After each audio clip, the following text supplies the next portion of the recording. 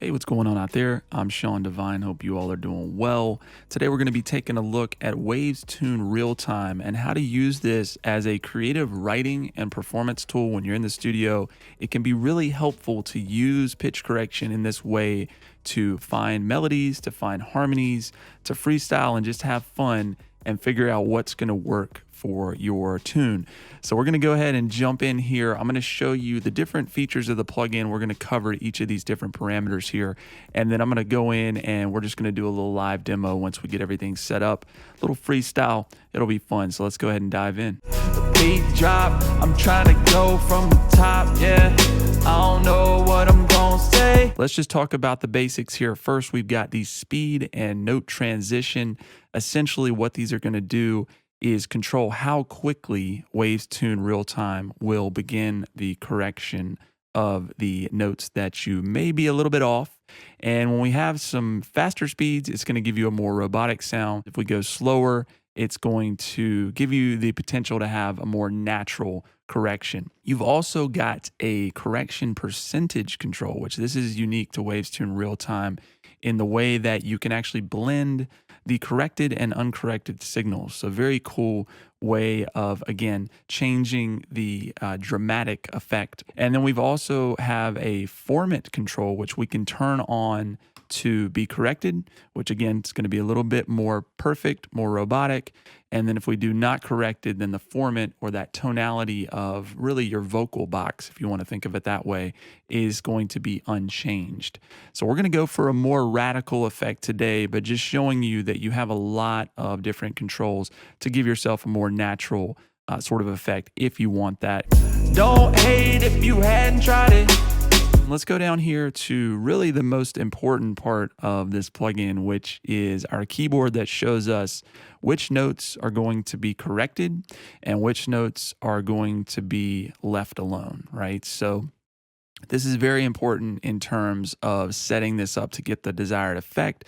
Now we can go up here and we can actually just click in the piano and you're going to see these different icons, right? So right now I have group octaves on, which what this will do is any note that I select up here, let's just say if we select C2, then it's going to do that across all octaves of C. Whatever I do here, it's going to give us the same thing. So this is handy when you're just making these edits and you want it to be spread across the entire keyboard. Now, if I turn that off, then we can just do it to individual notes and it will do that accordingly. I can do this all day. I don't want to press stop because I'm having so much fun. I just did it off the top. Let's talk about what each of these small icons means very briefly. You're going to see that we have all of these gray spaces up here, which essentially means that these are going to be notes that should be corrected and they're legal notes, right? So if we put a minus, a pink minus there, that means that this note is not allowed and it should be corrected to the next or nearest legal note, which is one of these gray ones. So we can have the choice of setting this to either go to the next legal note up, which means right now if I sang a C, then it's going to correct it to the next legal note above that, or the next gray note.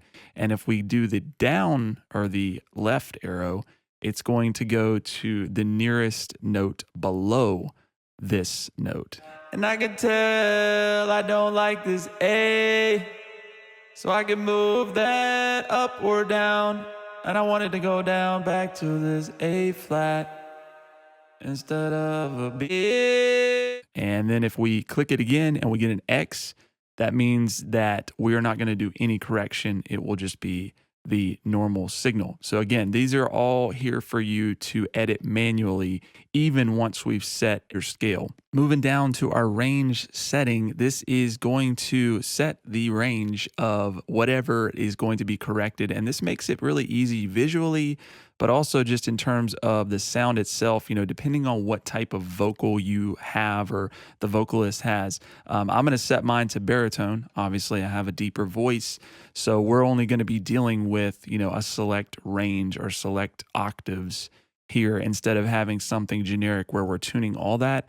I can't hit way up here in these octaves, so it might cause some artifacts if it picks up maybe just something in my voice like a click or something and thinks that it's something higher up here, when in actuality, I'm not even getting close to that. It's a Monday, but it ain't mundane. I just drop it back low and the scale is so wavy. Now to the fun part, we're gonna set the scale and then we're gonna start singing into this thing. So normally, to set the scale properly, you're gonna wanna go, and what I do is I usually will just pull up a standard piano and I will just play along with the beat.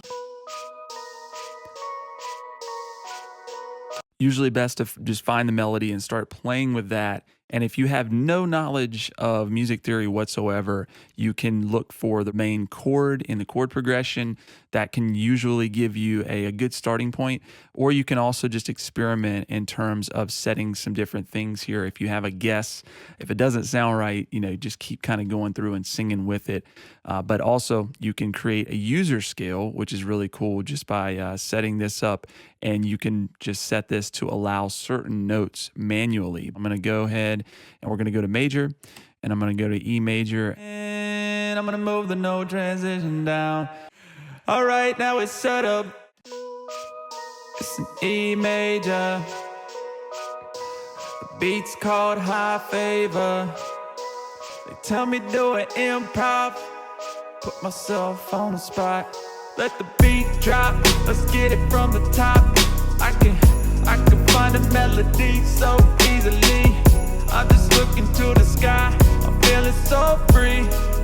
You can sing like me. Waves to real time. Yeah. Feeling so alive. Yeah. Got a little red on my mixer channel. Some of y'all hate, but you stand up. You standard. Don't worry about it. Just cause you see a little red, it ain't the end of the world. Yeah, just look for your girl. She over here with the pink nose popping. Waves new, we not stopping. I'm having lots of fun, even though it's Monday. God got my back and I do it so